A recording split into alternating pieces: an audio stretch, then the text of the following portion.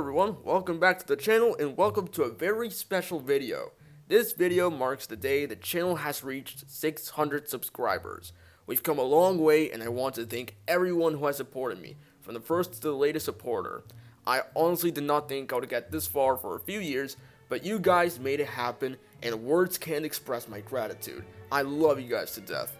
A few weeks ago, I asked you guys what we should do to celebrate this milestone for 600 subscribers, and most of you voted for a Q&A.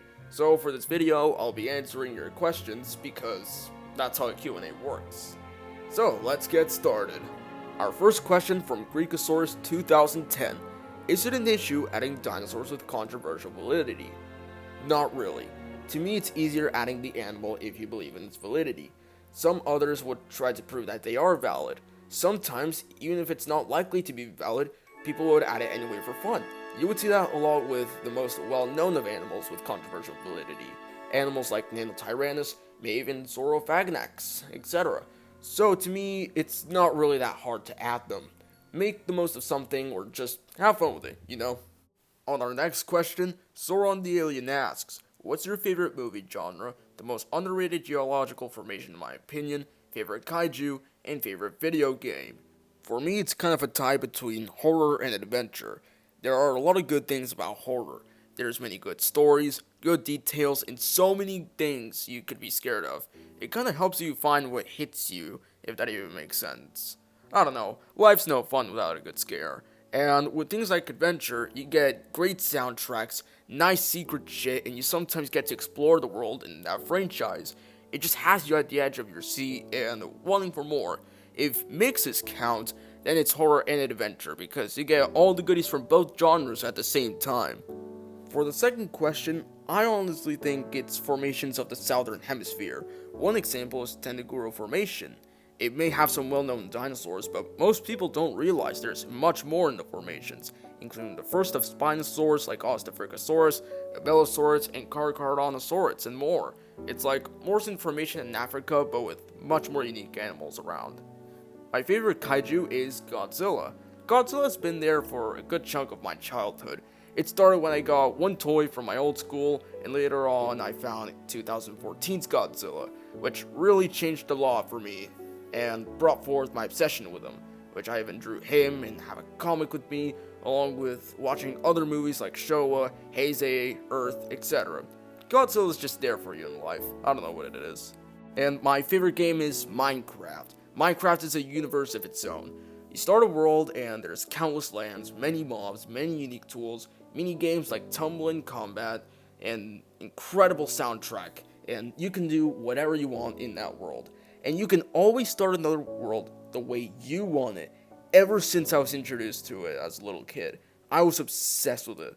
I played it on almost every device, PlayStation 3, Nintendo Switch, iPad, PlayStation 5, everything. 16 years of being brought to this world, and Minecraft never failed to impress. Minecraft is just more than just a video game. It's been my favorite game since 2017, and probably will continue to be my favorite game later on in the future. On to the next questions by my dude man bro, King Squids. 1. What's your favorite modern animal? 2. What's your favorite / proudest video I made? 3. What's your favorite fictional character? And 4. What non-human animal would you be? My favorite modern animal is a tie between huntsman spiders, curtain spiders, and anacondas. Huntsman spiders, I'm a big fan of spiders overall, and huntsman spiders are very interesting along with curtain spiders. Huntsman spiders are massive, keep growing, and show how big spiders get and will get later on, while curtain spiders come in different colors and make combs of silk which are just impressive. Ever since I was a child, I was such a fan of snakes, especially tropical ones like anacondas. They're massive, come with such incredible patterns and colors, and are unique in their own way. I will always admire snakes overall. They're all such incredible animals. With my proudest video, I was actually asked that same question by my mom a few weeks ago.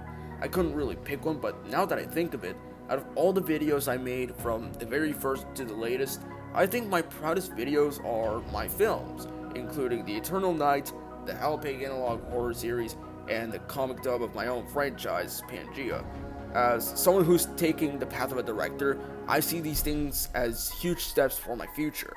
I'm bringing my creativity to life. I'm getting started with my main goal.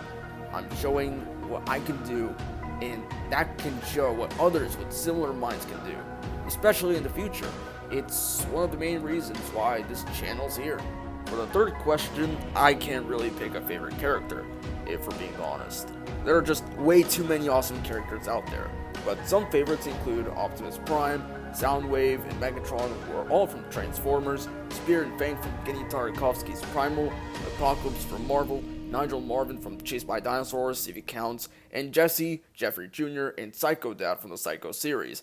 I have been a big fan of most of these characters for a while now, and it happened in different ways for each. And on your last question, if I could turn into any animal, I would probably be a chimp. With chimps, they're much smarter than people think.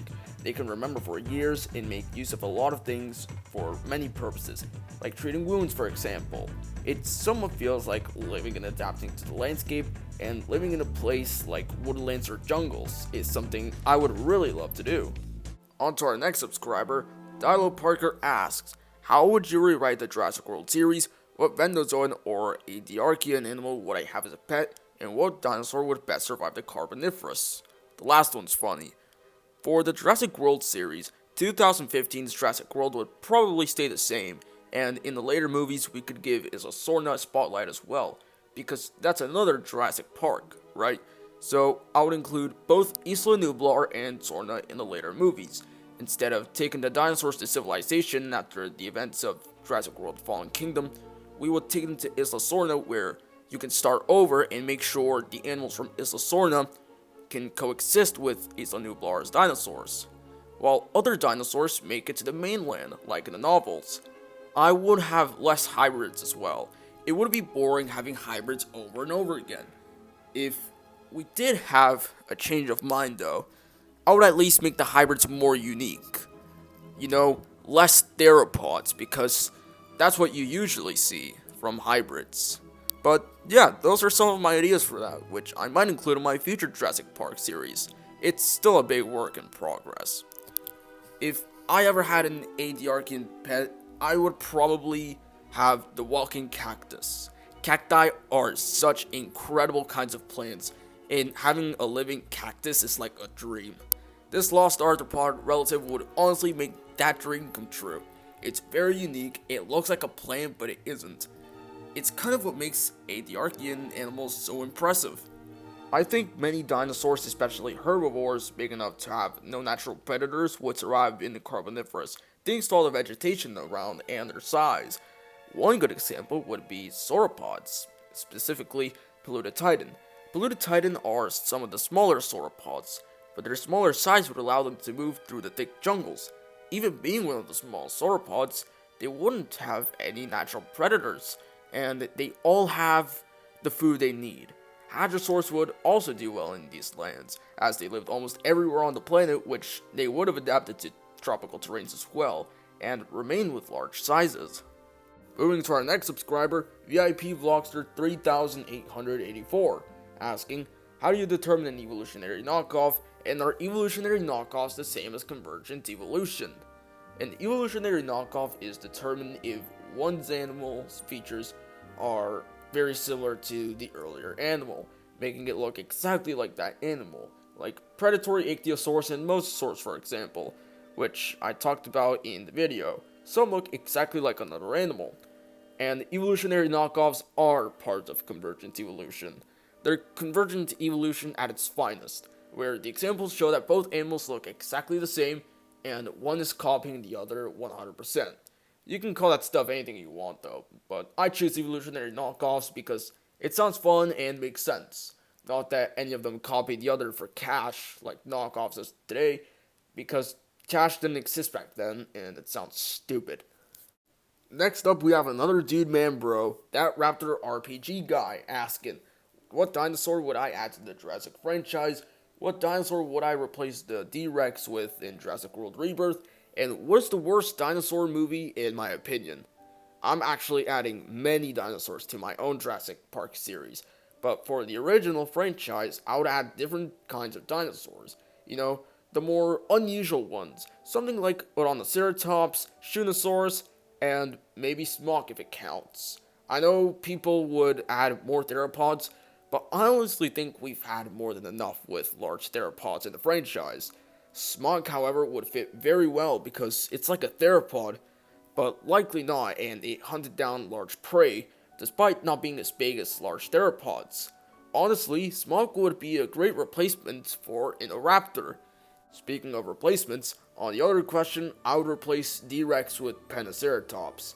I honestly think they should have added more screen time for the herbivores, because herbivores are also part of Jurassic Park and Jurassic World, and they're more common than carnivores, and Pentaceratops should take the spotlight at some point.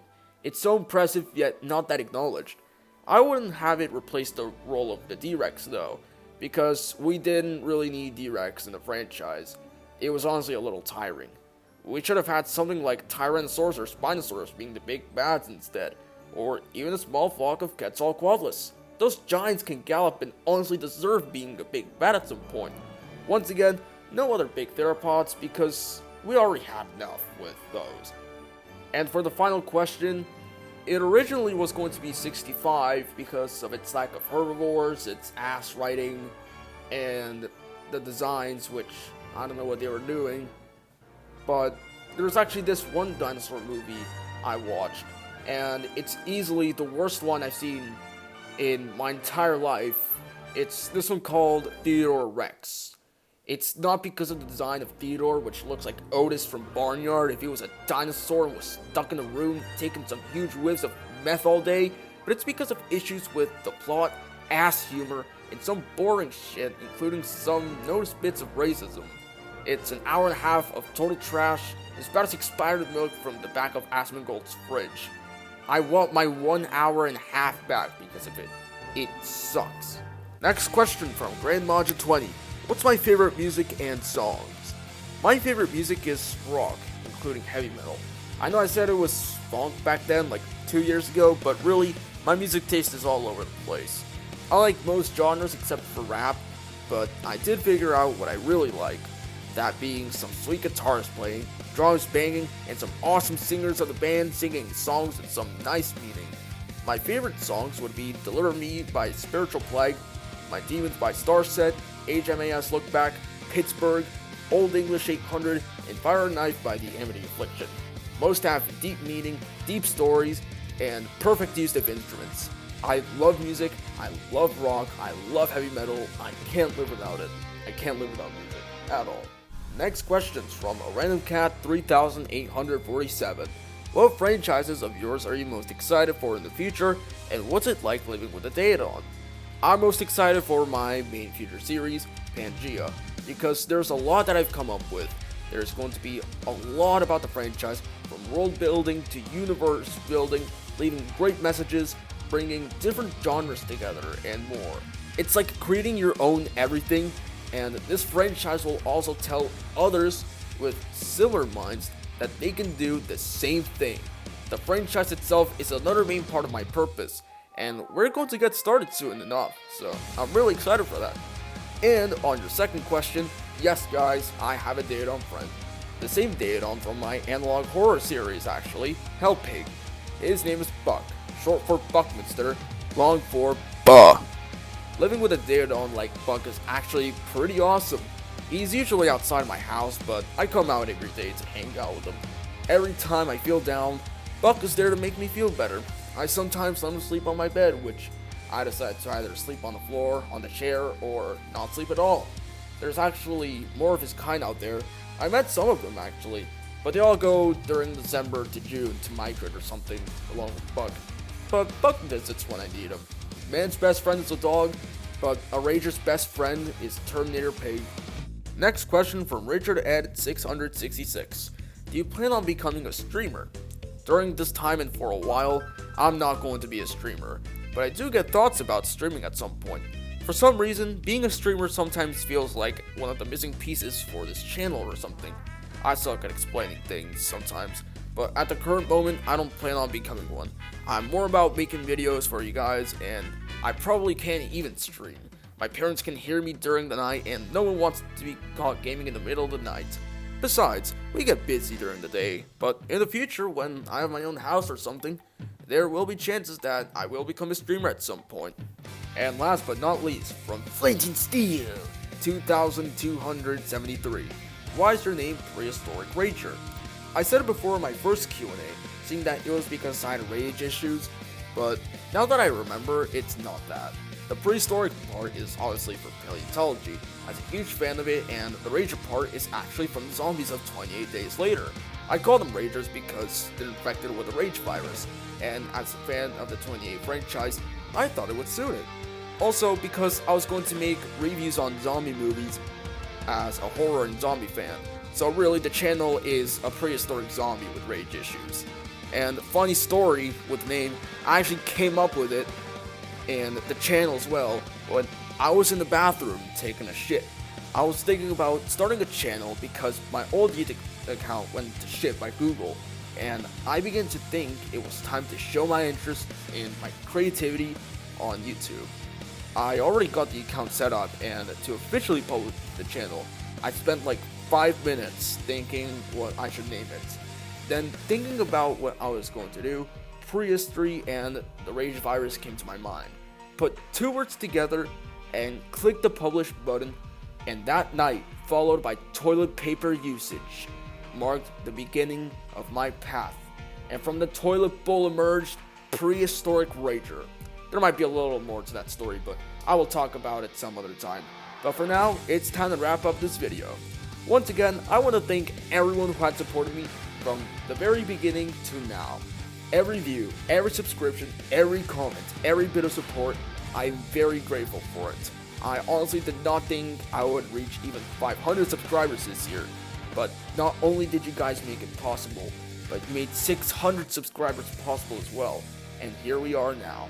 It has always been and always will be an honor entertaining you guys and showing you what I can do. Once again, thank you all for 600 subscribers. I love you guys to death. If you enjoyed this video, don't forget to like and subscribe, and I'll see you on the next one.